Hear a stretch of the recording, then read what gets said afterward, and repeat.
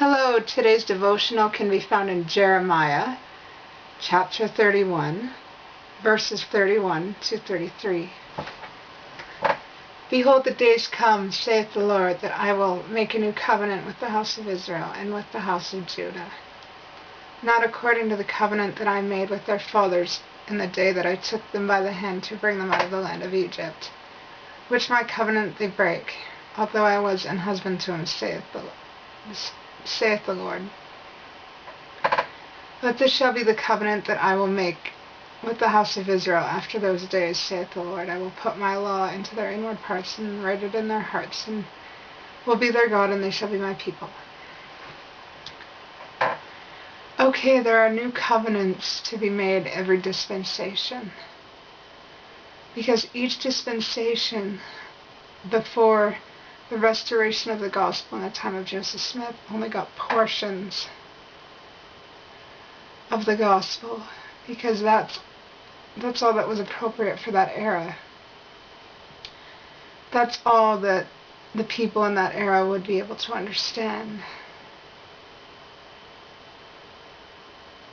And each dispensation, the Lord revealed a little bit more. Like the fullness was revealed in the time of Joseph Smith, but it wasn't revealed in the time of Jesus Christ during the time of Moses, simply because the people in that era wouldn't understand what they were being taught. But the Lord has delivered people from various sorts of bondage or bad experiences to be able to hear and embrace the gospel and then to share it. And then, when their work is done, the Lord delivers them from the world, which has varying degrees of wickedness in it. The world isn't perfect, but no man can frustrate the work of God. The Lord has power over all, and He will protect those who are doing His work until it is time for them to come back to their heavenly home for rest and freedom from the pain of the world. And throughout church history, the Lord has delivered various people who desire to be part of the Lord's work, that they may be a part of the Lord's work. And when they have done what the Lord has asked them to do, the Lord delivers them from the wickedness of the world. See, sometimes it's better for righteous people to be delivered from the wickedness of the world than it is for them to go on enduring and eventually get broken by the world.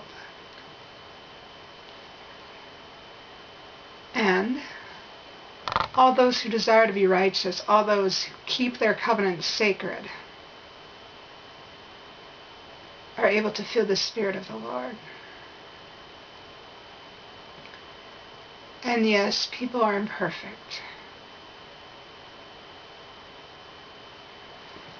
People are imperfect, but the Lord loves them. The Lord cares for them. He wants to help them.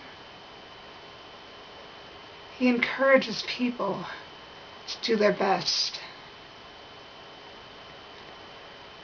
that they might be able to embrace the atonement if they so choose, and continually do better with each new day and each new opportunity that comes to them. It's because of the atonement that we can make covenants.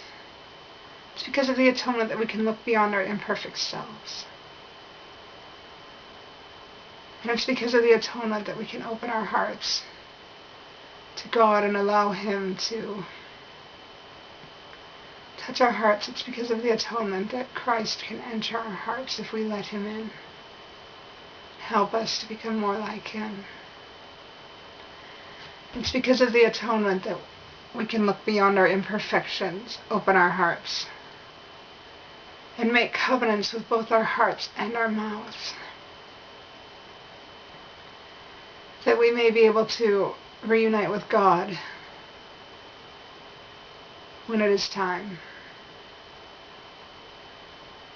Covenants are very important that we might be able to understand the blessings we can receive if we keep our covenants sacred. And we shouldn't be afraid to make them. Even though different covenants were dispersed through dispensations, everyone will have opportunity to make and keep all covenants because of the atonement. The atonement allows those of past, present, and future to make and keep sacred covenants.